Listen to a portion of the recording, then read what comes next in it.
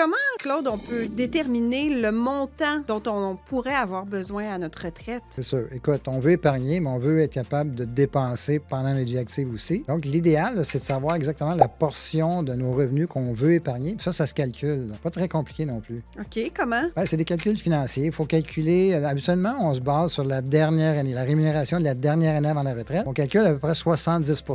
C'est à peu près le standard. Là. On veut 70 de notre dernier salaire pendant la retraite. Oui, parce que tu dis notre dernier salaire, là, parce que, bon, ça fait partie des choses qu'il ne faut pas oublier. Généralement, à chaque année, notre salaire augmente un petit peu. Ce qui fait que notre salaire à 35 ans, ce ne sera pas le même que celui à 60 ou 65 ans juste avant de quitter. Fait que c'est un autre petit calcul à faire. Combien je vais gagner à ma retraite? Dans 30 ans, dans 25 ans, dans 35 ans. Au moment où on a planifié, on a projeté ce salaire-là, et on se dit qu'on devrait avoir 70 de ce montant-là à partir de l'année 66, 66 ans, 67 ans, avec une augmentation pour l'inflation. Ce calcul-là, ça se fait quand même assez bien. Mais l'affaire, c'est que quand tu sais ça, tu as un objectif, tu mets l'argent de côté, puis là, tu ne stresses pas parce que tu es habitué, tu mets un montant à chaque année de côté. Puis le reste, mais tu en profites, tu profites de la vie. Non seulement tout est bien planifié, mais en plus, on a la tranquillité d'esprit.